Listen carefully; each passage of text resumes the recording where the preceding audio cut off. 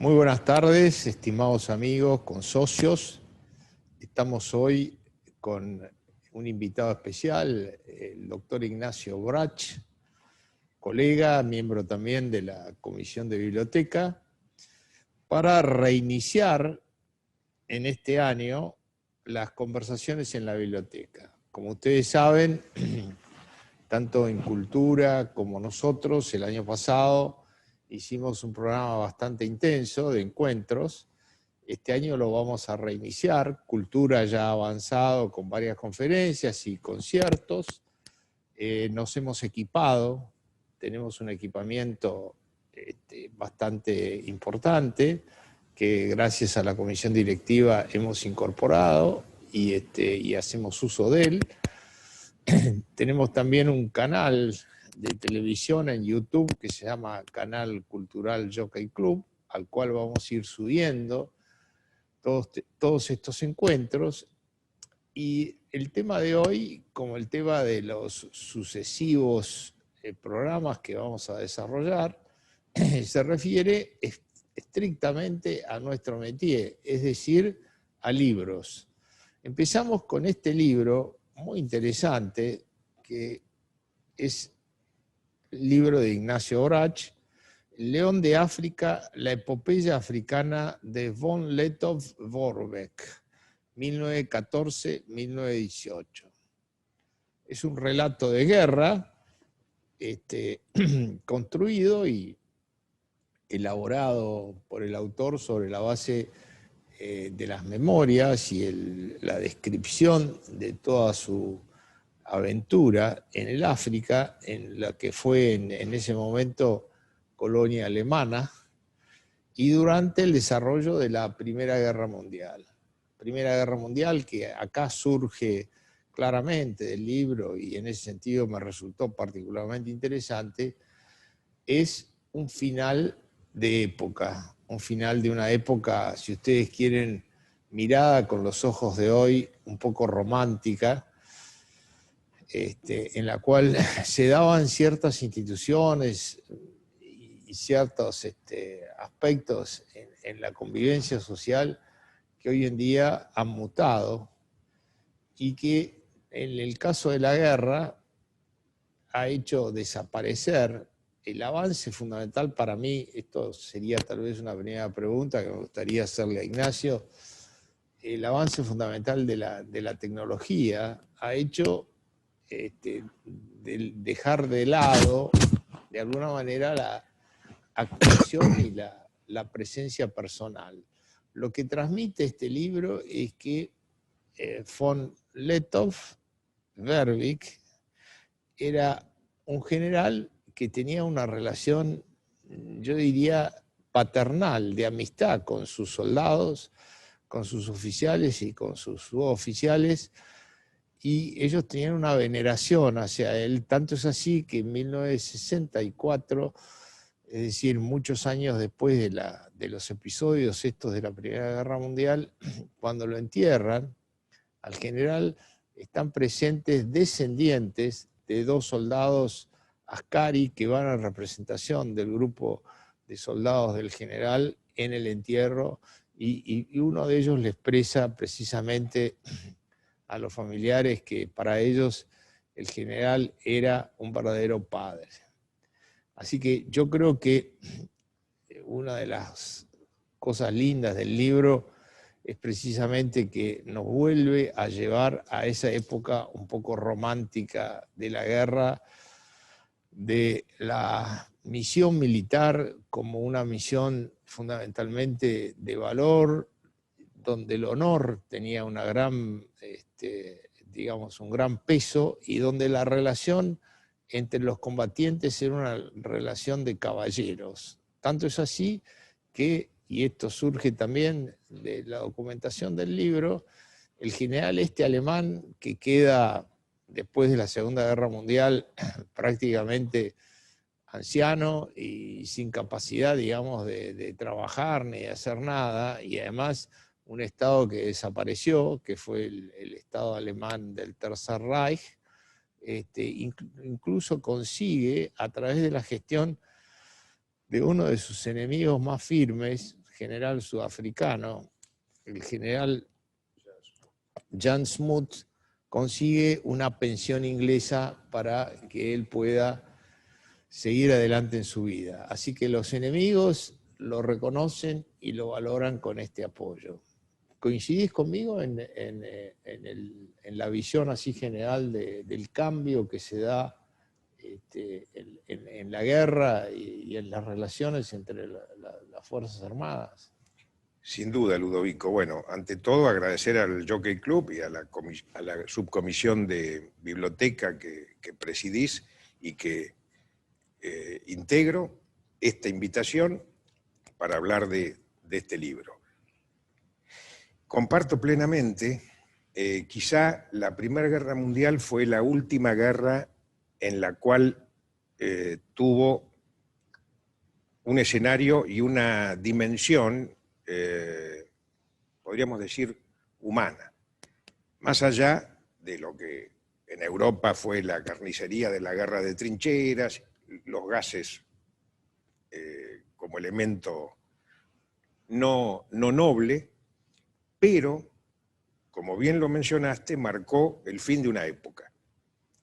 El caso que me lleva a escribir este libro es que en la personalidad de von Lettow-Vorbeck uno encuentra plasmada, por un lado, una formación militar prusiana, educado en los valores que vos hacías mención a esa época, de la disciplina, el deber ser, el honor, el patriotismo, que se conjugan con una formación, en el caso de von Lettow-Vorbeck, en valores y en principios cristianos. Su padre, general también, que va a morir un año después de finalizada la guerra, era miembro de la Orden de San Juan. Heredera dicha orden de la orden medieval creada en Tierra Santa del Hospital de San Juan de Jerusalén, Rodas y Malta. Es decir, la Orden de San Juan era la orden protestante, la versión protestante de la Orden de Malta, que hacía una acción benéfica y que continúa hasta el día de hoy. Es decir, ¿a qué voy? Von Lettow tuvo esa formación militar que caracterizó a esa oficialidad prusiana que surge con la Alemania luego de la guerra franco-prusiana, cuando se crea el Imperio Alemán, esa oficialidad que se va a formar en esos valores, que a su vez, en el caso de él como de tantos otros, tenían esa formación cristiana, humanística, entonces que le daban inclusive al drama de la guerra que él afrontó en el escenario africano, una condición, por un lado, militar, que no se contradecía con su sentido del deber, con su sentido de humanidad, cosa que manifestó en todos los 4 años que duró su periplo en África, gestando, la verdad, un ejército invencible, casi fantasma, en inferioridad de condiciones frente a sus enemigos. Pensemos que el África Oriental Alemana, la actual Tanzania, estaba rodeada por fuerzas sudafricanas, belgas, ingleses, regimientos indios que traían los ingleses al escenario, por las colonias portuguesas de Mozambique, en una proporción desmesurada a las fuerzas que tenía von Lettow, que en realidad eran fuerzas de protección territorial, no llegaba a ser ni una fuerza de envergadura militar. A pesar de eso, y aquí está un poco lo que mencionábamos, Ludovico, su personalidad, él fue consciente desde un primer momento que él tenía la guerra perdida en África, frente a esa inmensidad de enemigos y de potencial en logística, en armamentos, en suministros. Él pierde toda conexión con Alemania, es decir, él no puede recibir un solo suministro ni auxilio, aunque hay un intento que menciono en el libro. Sí, es el intento del Zeppelin. Del Zeppelin. Que es, yo te diría, cinematográfico. Es cinematográfico. Bueno, cinematográfico es la vida de von Lettow, que yo lo menciono en el prólogo, si hubiera sido norteamericano, inglés, francés o belga, hoy tendría una película al estilo de las buenas películas que hace Mel Gibson o Clint Eastwood, porque la verdad que es un personaje novelesco. Si uno lee el libro, parece que está leyendo una historia de aventuras, y en realidad es una historia que sucedió, Sí. real.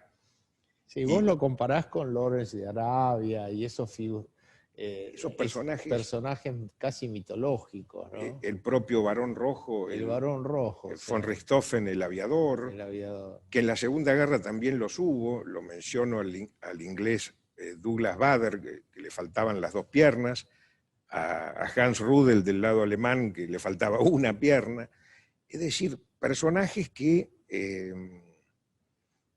la personalidad de ellos... Sí, descolla frente en momentos muy especiales, muy dramáticos. Muy dramáticos. Y uno ve esa relación de ese ejército fantasma conformado por los... Porque von Lettow llega a tener oficiales alemanes, suboficiales alemanes, y después tiene las tropas askari, que askari en suajili quiere decir soldado, como la tenían los ingleses, los belgas. Pero él logra una empatía con con sus soldados nativos, que eran además de distintas etnias, porque no eran de una sola etnia, y que esa lealtad se transmite durante el conflicto. Pensemos una cosa, que durante esos 4 años, desde el 1914 al 1918, no reciben paga, es decir, no reciben ningún... Sí, es muy interesante el relato que haces de que finalmente la República Federal Alemana, 80 años después, hace honor a su deuda con los askari y le paga la deuda que había firmado. Lettow tenían los pagarés de von Lettow. Bueno, es tan curioso que en sus memorias la guerra termina, el armisticio creo el 11 de noviembre de 1918, en el vagón del bosque de Compiègne, se firma el armisticio y la rendición incondicional de Alemania exigida por los aliados. Von Lettow se encuentra combatiendo en la Rodesia británica, es decir, porque ha invadido desde el África oriental alemana, invade Mozambique, sale de Mozambique en un juego se va escondiendo y va presentando batalla cuando él cree que es conveniente, asaltando depósitos, etc.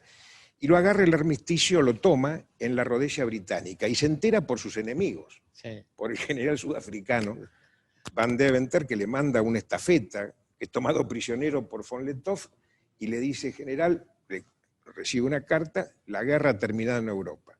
¿Cómo sería que von Lettow está tan aislado que está convencido de que Alemania ha ganado la guerra, o por lo menos que ha quedado a la par? Y allí es cuando él dice, bueno, ¿cómo hago para cumplir, cuando se despide de sus tropas nativas, antes de trasladarse a Dar el Salam, a la capital de Tanganica en ese momento? Él dice, bueno, la única forma es firma unos pagaré, uno por uno, a todas sus tropas nativas. Y dice, bueno, cuando el gobierno de mi patria, es decir, hasta ese momento el imperio alemán, esté en condiciones, se saldará esta deuda que tienen con sus soldados. Bueno, este periplo lo llevará, cuando él vuelve a Alemania en 1919, a reclamar permanentemente. Bueno, en 1919 Alemania no está en condiciones, está la República de Weimar, la rendición, las cláusulas que se le exige a Alemania.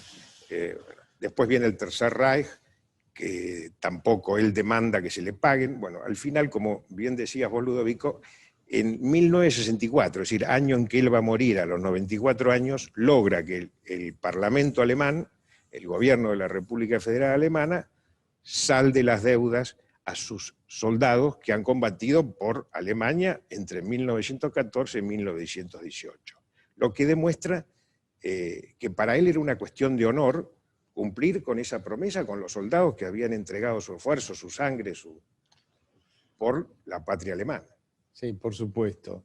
Bueno, ahí esta mención que haces del Tratado de Versalles, es interesante tu reflexión, que yo la comparto, ¿no? Cómo uno mira la Primera Guerra Mundial hoy en día y ve el desastre que fue, no solamente por los millones de muertos, sino además el desbarajuste que produjo en Europa, y que como resultado de lo que sucedió, una guerra que empieza con el asesinato del archiduque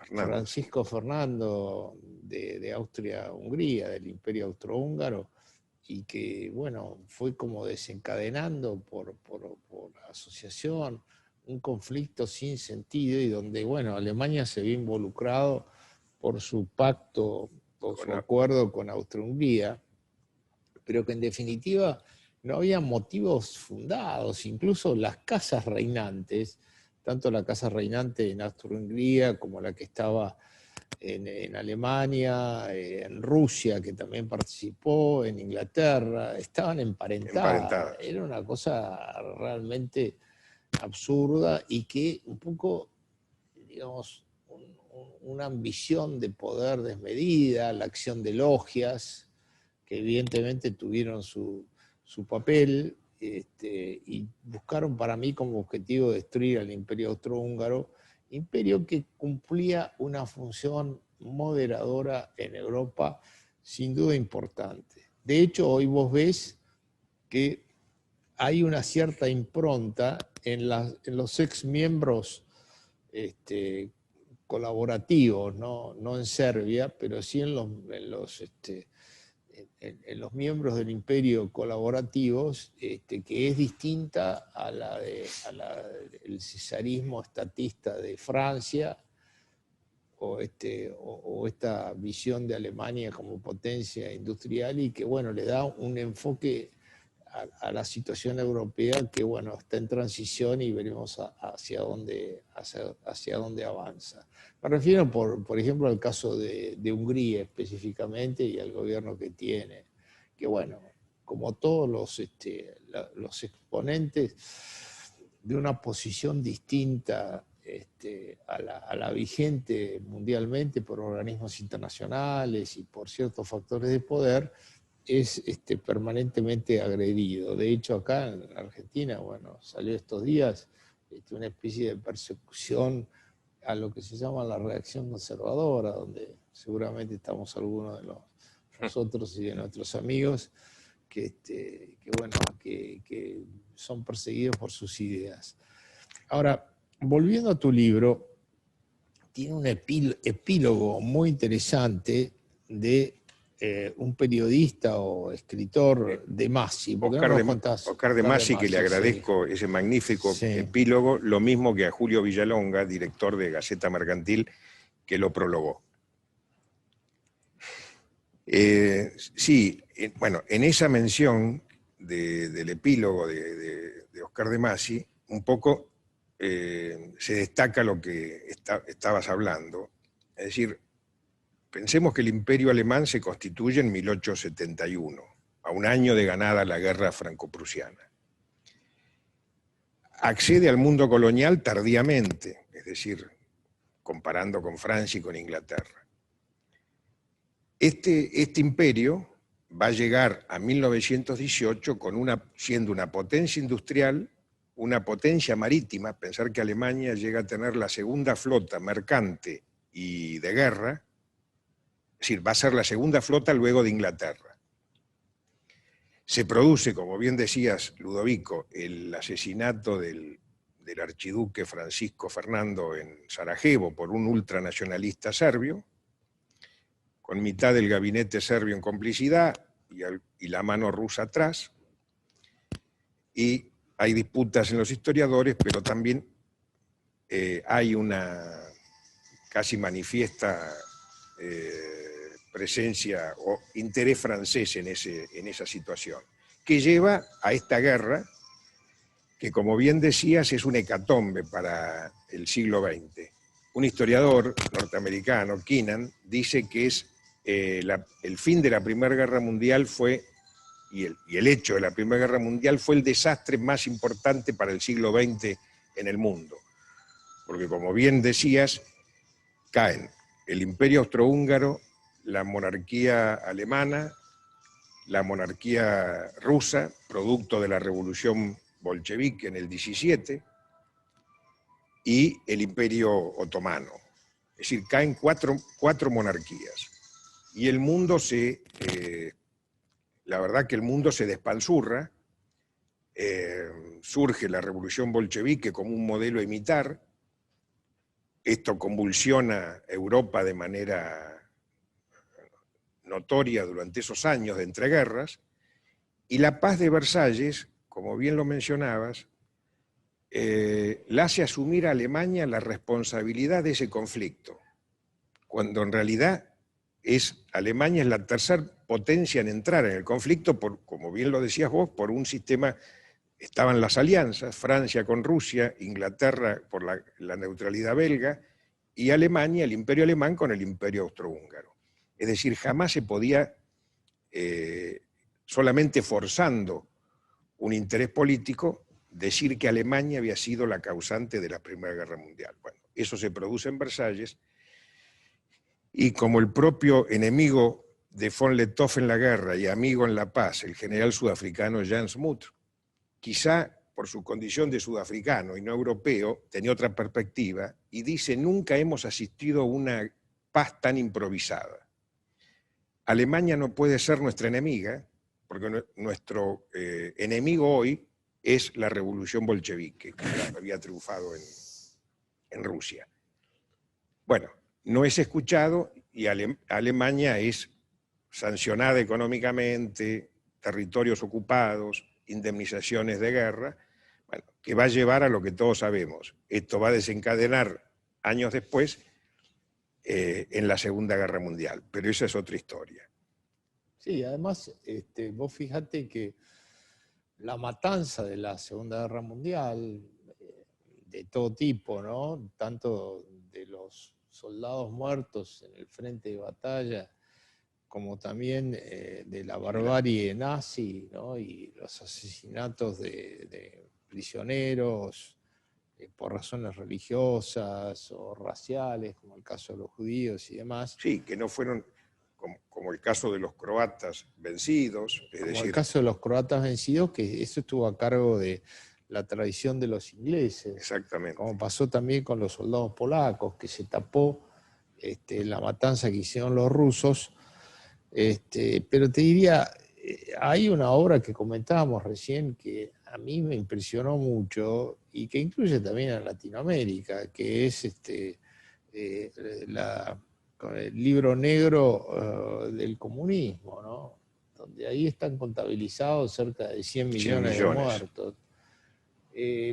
Ahora, en nuestro mundillo, digamos, cultural, progresista y demás, es como que se olvida esa gran matanza y sin embargo son rápidos para acusar de nazis y de socios, digamos, de la matanza hitleriana a cualquiera. ¿Por qué no aclaras un poquito la posición de von Lettow en el periodo que van desde el inicio de la Segunda Guerra Mundial hasta su muerte, en el 64, ¿no? Bueno, comparto plenamente que las etiquetas descalificadoras por parte de sectores progresistas, es decir, basadas en una falsa supremacía moral, utilizan, como bien lo decías, los términos fascista, nazi, a todo aquel que no piense como ellos, es decir, que no acepte el pensamiento único. Bueno, nuestro expresidente Néstor Kirchner decía que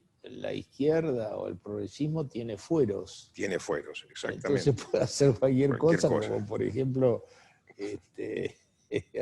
robar o matar y no pasa nada. Así es. Aparentemente. Sin duda, yo creo que hay una rebelión a ese modelo de pensamiento único que se está dando en distintos lugares del mundo y creo que es bienvenido, ¿no? Porque ningún pensamiento único, no importa cuál sea, es útil para el destino de la humanidad o de una nación. Pero yendo al libro y a tu pregunta, Bueno, vale la pena resaltar que von Lettow regresa en 1919, hago una digresión, cuando él se rinde, se da la curiosidad de que es un ejército que se rinde ante un vencedor que nunca lo ha vencido en el campo de batalla, ¿no? Es una paradoja. Entonces hay un historiador inglés, Miller, que yo lo menciono, que dice que von Lettow, más que rendirse y entregar las armas, está devolviendo objetos prestados, porque él vivió durante esos 4 años de suministros tomados al enemigo. Bueno, él regresa a Alemania en 1919, desfila como un héroe, bueno, es considerado un héroe nacional, desfila en Berlín junto a sus oficiales y sus suboficiales, por la Unter den Linden y la Puerta de Brandenburgo. Alemania ya se encuentra, ya ha caído el Kaiser abdicado, el imperio ha dejado de existir y se ha instalado la República de Weimar, que trata de llevar, por un lado, la imposición política de los aliados y por otro lado, las revueltas que se producen, los movimientos, en este caso, en esos años, los movimientos espartaquistas, es decir, los movimientos revolucionarios que quieren emular la revolución bolchevique, la reacción de los sectores conservadores, a los cuales incluyo a von Lettow. Él intenta participar en un golpe de Estado que fracasa, promovido por el mariscal von Hindenburg en 1920, y él ve esa Alemania que se va gestando en ese caos económico, social, que la República de Weimar trata de sobrellevar como puede, inclusive alienta el rearme alemán, porque una de las condiciones que se le impone es no limitar sus fuerzas militares. Y ya en 1928 él accede por el Partido Popular Nacional Alemán, un partido de neto corte monárquico, conservador y patriótico, al Parlamento alemán. Y está 2 años como diputado. Y después se aleja de la política porque la política tiene sus leyes y sus reglas. Y la personalidad de von Lettow, la verdad es que no las entiende muy bien. Entonces deja el Parlamento, pero sin duda que el mundo al cual perteneció von Lettow y en el cual se forjó sus valores ha muerto en 1918. Esto que está viviendo se inserta como puede en esa realidad y él ve, por un lado, los intentos de las revoluciones espartaquistas, como mencioné, y ve el ascenso del nazismo. Lentamente empieza a surgir, trabajando en algo muy simple que es el herido orgullo alemán a partir de 1918. Von Lettow primero mira con desconfianza al nacionalsocialismo y luego con rechazo. Nunca se afilia al partido y Hitler le ofrece, que no era tonto, le ofrece la embajada en Gran Bretaña, ante la embajada alemana ante el Reino Unido en 1935, cosa que von Lettow no acepta. Y llega a 1939, cuando se inicia la Segunda Guerra Mundial, ya con 69 años. Ahí es designado, Hitler había asumido el poder en 1933, es designado general para asuntos especiales, pero durante toda la Segunda Guerra Mundial no es convocado a las armas. En el fondo porque el régimen sabía que no era un hombre afín al régimen, por el contrario. Y así pasa la Segunda Guerra Mundial, donde pierde 2 de sus hijos, los 2 únicos hijos varones, tiene 4, 2 varones y 2 mujeres, sus 2 hijos varones mueren en la Segunda Guerra Mundial. Y lo alcanza en 1945, como mencionabas, Ludovico, el fin de la Segunda Guerra Mundial. Él es de una antiquísima familia de Pomerania, es decir, de la Prusia, que ha quedado ocupada por el Ejército Rojo. Todas sus propiedades familiares, no solo de él, sino de toda la familia, han quedado expoliadas, y él no tiene cómo sobrevivir. Ante esto se da esta paradoja, que su antiguo enemigo, que comandó todos los ejércitos ingleses contra von Lettow-Vorbeck en el África Oriental Alemana, el general sudafricano Jan Smuts, que había integrado el gabinete de guerra británico durante las 2 guerras mundiales, solicita y logra una pensión militar inglesa para que pueda sobrevivir los años de la posguerra von Lettow y su familia. Esto demuestra lo que hablábamos al inicio, el grado de caballerosidad y de respeto que logra su figura ante quien fue su enemigo en la guerra, cosa que realmente es sobresaliente. Igual quiero agregar que esto, que parece una paradoja, la historia está llena de estas paradojas. Después de la Segunda Guerra Mundial, el mariscal von Manstein es enviado al juicio por los aliados. Entonces, von Manstein no tenía forma de pagar a sus abogados y se hace una colecta. Bueno, uno de los que participa en esa colecta para que pueda contratar abogados, de su bolsillo, es el propio Winston Churchill. Yendo a la historia argentina, por poner un ejemplo, lo vemos en Rosas y Urquiza. Es decir, caído Rosas, justamente, siendo Urquiza el detonante para la caída de Rosas, fundamental, ya en el exilio en Inglaterra, cuando empieza a tener penurias económicas y Urquiza se entera, bueno, le remite varias veces remesas de dinero para que Rosas en su exilio no pase penurias. Es decir, esto habla de tiempos idos, pero que en von Lettow lo distinguió por la caballerosidad y con el sentido de humanidad con que trató siempre a los prisioneros durante el conflicto armado que él condujo en África. Claro. Acá te digo, encontré una anécdota muy interesante que me parece valioso que la menciones, que es el incidente, o digamos, a la actuación del crucero Königsberg al mando del capitán von Looff, que fue una cosa curiosa, porque fue un intento de apoyo a von Lettow por parte de la Marina alemana, que terminó en una especie de desguace del crucero sí, y la utilización de los cañones en la guerra. En la guerra. Algo así como lo que... lo del... No, pasó en Malvinas. Con un exocet, ¿no? No.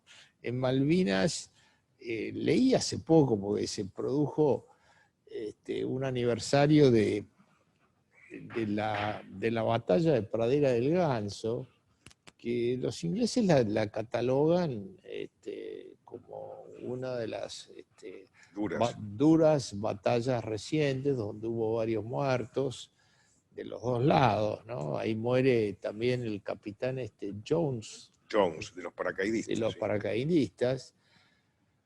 Y bueno, justamente a raíz de eso lo entrevistaron a Gómez Centurión, que fue testigo, participó de esos hechos. Él era, creo que subteniente o teniente, estaba a cargo de un batallón de soldados que combatieron duramente y muy valerosamente, ¿no?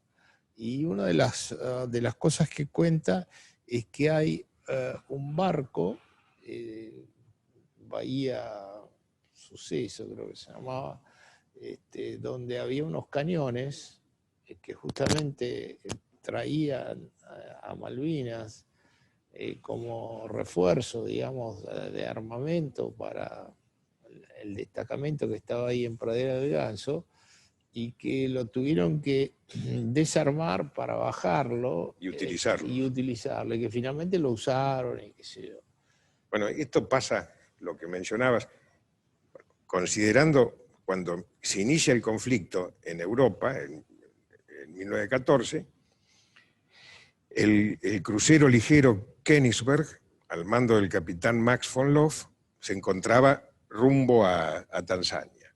Llega al puerto de Dar es Salaam, se contacta con el gobernador, que era el gobernador von Schnee, y con von Lettow, que era el jefe de la guarnición de las fuerzas de protección alemanas. Entonces dicen, bueno, ha estallado la guerra en Europa, el aporte que puede hacer el Königsberg es hacer, que lo hicieron mucho los alemanes, tanto en la Primera Guerra como en la Segunda, una acción de corso, es decir, salir a los océanos a cazar presas, mercantes y de guerra, y es lo que hace el Königsberg. Ataca la isla de el puerto de la isla de Zanzíbar, ahí hunde a un crucero que yo lo menciono, el Pegasus, creo, si no me equivoco, inglés, que está en el puerto, y huye, ataca y ataca y huye. Y, claro, desde Sudáfrica, que era posesión británica, envían a cazarlo al Königsberg a dos acorazados y un crucero, y el Königsberg se introduce en el delta del río Rufiji, que si uno lo ve en un mapa, es un enmarañado de brazos marítimos y todo. Y está allí combatiendo como 3 o 4 meses, hasta que tiene que salir, porque ya se va quedando, lo mismo le pasaba a von Lettow en tierra, sin suministros y sin municiones, y entonces sale y da el combate final, pero lo curioso es que no es tomado como presa ni es rendido. El capitán Max von Looff desmonta la artillería, que eran cañones de 105 milímetros, desmonta la artillería, hace descender a la mayor parte de la tripulación a tierra y bueno, da el combate final. Cuando ya ve que está perdido, se retira, arría la bandera imperial alemana y hunde el barco. Como el Graf Spee. Como el Graf Spee. Por eso decía que en la Segunda Guerra también se dieron esos casos. Sí. Y lo curioso es que Max von Looff y sus marinos, oficiales, suboficiales y marineros, se incorporan a las tropas de tierra de von Lettow y participan durante esos 4 años del conflicto. Y vuelve a Berlín en 1919 y desfila juntamente, porque sobrevive, Max von Looff sobrevive al conflicto y desfila en Berlín junto a von Lettow, bueno, victoriado por el pueblo, ¿no? Porque era un ejército que no había sido vencido en ese conflicto. Qué curioso, interesante, ¿no? Vos sabés que recordaba, vinculado con este tema de la caballerosidad y la vinculación entre los enemigos y ¿cómo se llama? Y las tropas o los combatientes de un lado, ¿no? Con los del otro lado.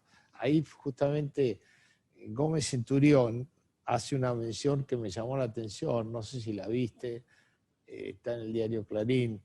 Él dice que después de la guerra lo llamó, le escribió un capitán que había estado ahí en Pradera del Ganso del ejército inglés para intercambiar y, ¿cómo se llama? Y buscar, digamos, de alguna manera su vínculo y su amistad. Y él dice que nunca le contestó porque consideraba que sus soldados que habían muerto y que, digamos, él los sentía, viste, como una especie de muerte personal, de algo muy cercano a lo que él había sufrido, le impedían romper esa barrera, porque dice, en la posguerra, terminada la guerra, digamos, no hay una especie de tercer tiempo de rugby donde uno se encuentra a confraternizar con los enemigos. Sí, es cierto. Yo creo que depende de cada caso personal. También hay casos, por ejemplo, que yo conozco de pilotos de Fuerza Aérea que tuvieron contacto con sus... Sí. Inclusive algunos hasta recuperaron pertenencias, ¿no? Como un casco. Sí. En el caso del biografiado en este libro, y yo no quiero dejar de mencionar a la escritora, que todo el mundo la conocerá Claro, esa es otra anécdota de por aquella película África Mía, de Robert Redford y Meryl Streep, que Meryl Streep representa como protagonista a el personaje real que existió, que se conocieron justamente con von Lettow viajando en 1914, ella iba a Kenia y él iba a Tanzania, que es Karen Blixen, la escritora. Que estaba casada con un inglés. Con un danés, pero un que danés. después se separa del danés, se divorcia y tiene una relación amorosa con un aristócrata inglés, que es el que hace Robert Redford en la... Claro. Dennis Finch Hatton, que muere en ese accidente aéreo. Bueno, y en las memorias de Karen Blixen, las cartas que escribe de África, que se llama Cartas de África, donde se basaron para hacer la película, Cartas de África y Memorias de África, lo mencionan infinidad de veces a von Lettow-Vorbeck, y siempre laudatoriamente. Y dice que el respeto que brotaba en los ingleses, en los sudafricanos, un contrincante de esa talla, porque lo consideraban el mejor general que tenía Alemania en la guerra. Quizá von Lettow tuvo la suerte de que no le tocara ser partícipe en Europa, ¿no? Porque quizá la guerra de trincheras no daba tanto margen para ese estilo de guerra, que es casi un estilo de una guerra, parece una saga de caballería, donde el respeto, la caballerosidad, el sentido del honor, se daba entre ambos contrincantes, que creo que eso es muy rescatable de su vida, ¿no? Claro. Contanos un poquito de la investigación de este libro, porque da la sensación, a través de la lectura del libro, que hay una bibliografía y documentos y, digamos, contactos personales, incluso con la familia que has tenido, y que enriquecen mucho el resultado, ¿no? Que es realmente muy, muy bueno, ¿no? El del libro.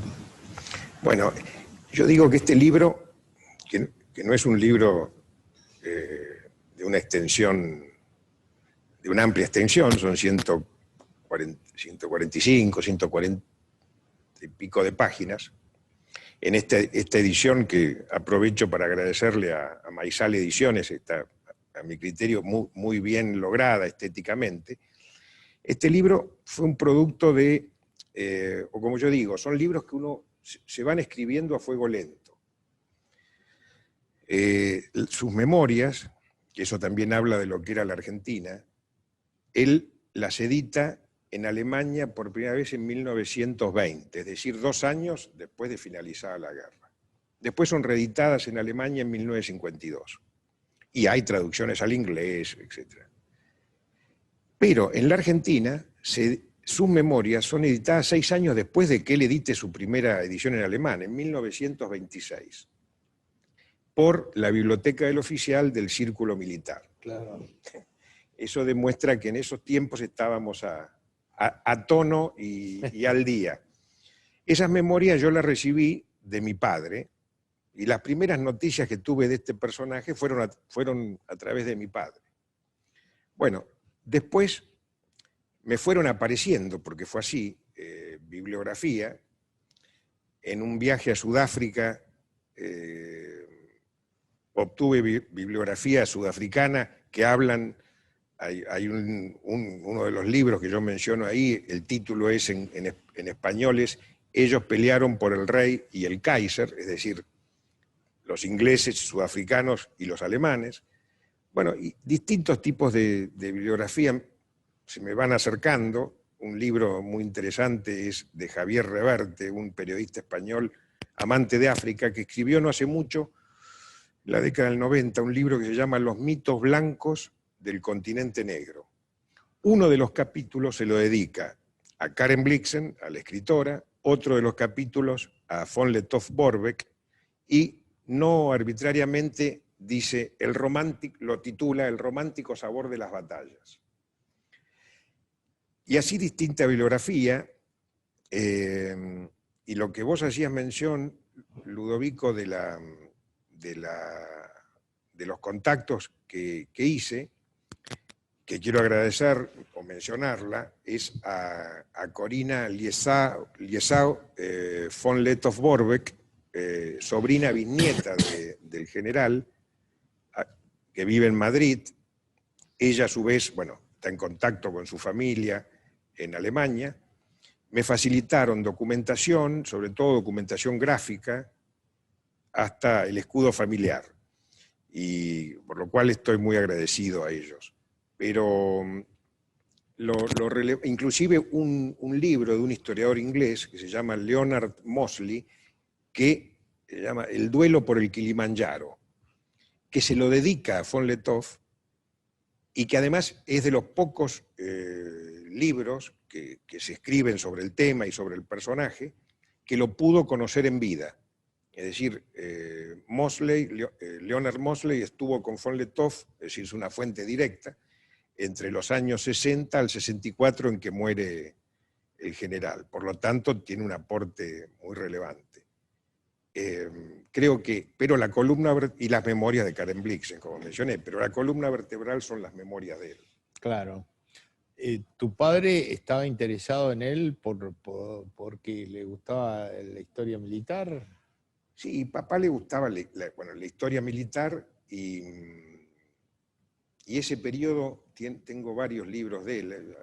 Hay un libro que es otra cosa, dos libros de la Primera Guerra Mundial que son maravillosos. Uno es El Conde Luchner, o Luchter, ahí tengo la duda, que se llama El Último Corsario, que es un velero de la Marina Imperial Alemana que anda haciendo el corso por Oceanía, por todo el Índico, hasta que cae, bueno, se tiene que rendir porque, bueno, ese es uno. Y el otro es, que ese está publicado por el Instituto de Publicaciones Navales, que es también La aventura de Lemden.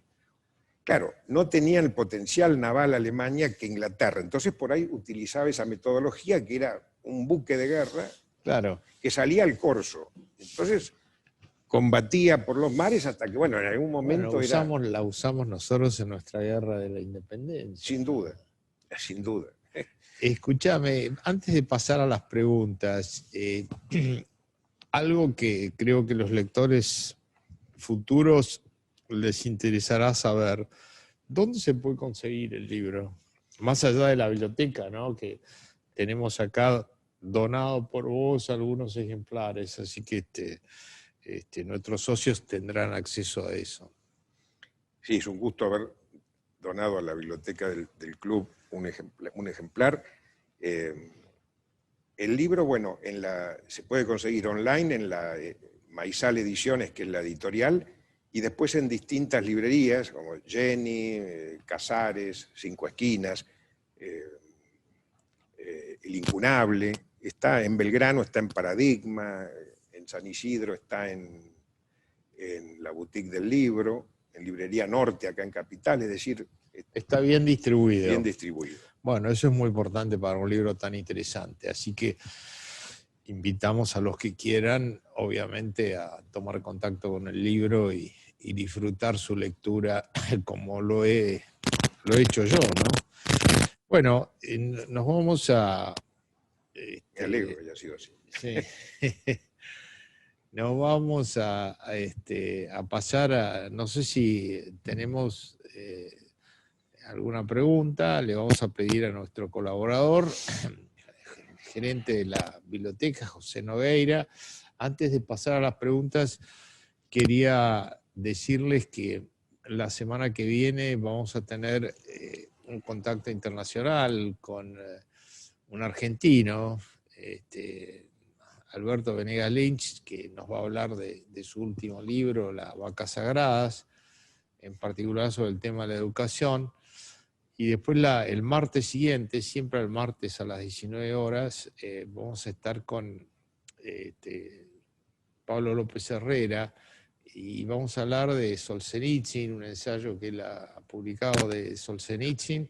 En particular, dos temas que me interesan, que es la cuestión de la caída del muro, del cual se cumplió un aniversario hace poco, y el otro tema es su famoso discurso en Harvard, que fue profético y que, bueno, es interesante siempre volver a él para ver cómo se han dado las cuestiones culturales en Estados Unidos.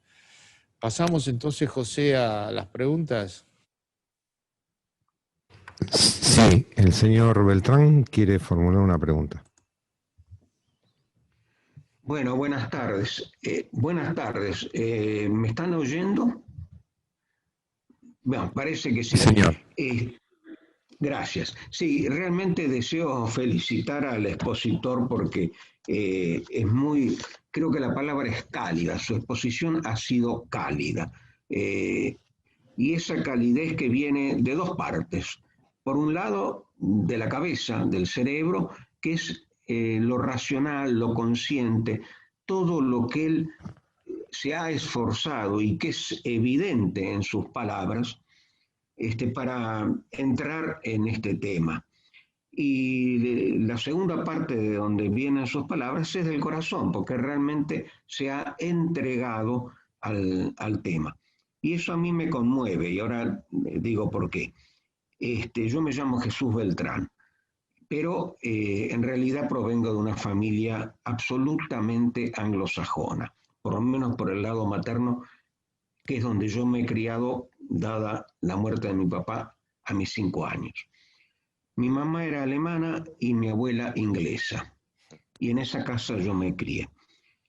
Así que yo tengo he tenido, ya están requete muertos, pobrecitos, tíos abuelos que combatieron en la Primera Guerra. 2 alemanes y 1 inglés.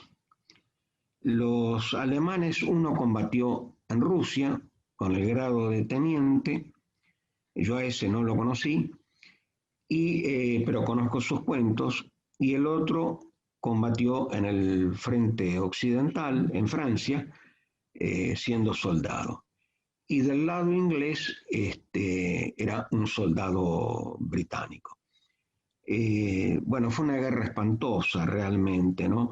Pero si todavía estaba esa caballerosidad de la que tanto han hablado el expositor y el presentador, ¿no? Así que quiero decir que realmente me conmovió mucho, ¿no?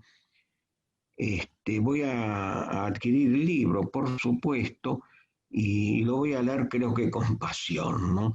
Y si la palabra escrita es del tono de la palabra hablada que he escuchado, bueno, es un libro para empezarlo, digamos, a las 5 de la tarde, cosa de terminarlo a las 3, 4 de la mañana, ¿no? Bueno, eso es. Muchas gracias y buenas tardes. Señor Beltrán, bueno, ante todo le agradezco sus conceptuosas palabras. Me maravilla lo que acaba de mencionar, ¿no? Porque tener en su propia familia y en su propia sangre a contendientes en ese conflicto de ambos bandos, sin duda creo que es un valor que lleva usted y su familia. Y le quiero dar un dato que ya lo verá en el libro. En 1929, que habla de esta caballerosidad, en 1929, digo bien, es decir, 10 años después, 11, de terminada la guerra, von Lettow-Vorbeck es invitado a Londres por el cuerpo expedicionario británico en el África Oriental, es decir, los que habían sido sus enemigos. Y allí lo recibe el general sudafricano Jan Smuts y le da una comida junto a 3 generales y otros oficiales en los jardines de Kensington, una comida en su honor. Es la vez que él visita Londres en 1929, permanece unos días allí y regresa a Alemania. Esto corrobora un poco lo que usted mencionaba, ¿no? Es decir, que eran tiempos en que todavía ese sentido de caballerosidad, del honor y de humanidad hacia el enemigo existieron. Bueno, Nos despedimos agradeciéndole a todos los participantes su presencia, invitándolos, por supuesto, al próximo martes a este otro encuentro en la biblioteca y agradeciéndole a Ignacio por su generosidad, por estar hoy acá y por haber podido compartir esto que fue un momento tan agradable para mí, para los oyentes, recorriendo este pedazo de la historia. Muchas gracias, Ignacio. Muchas gracias, Ludovico. Para mí un placer y un privilegio poder hablar de este libro en esta maravillosa biblioteca del Jockey Club. Así que muchas gracias a todos y por supuesto a los oyentes, a los que han asistido a la presentación.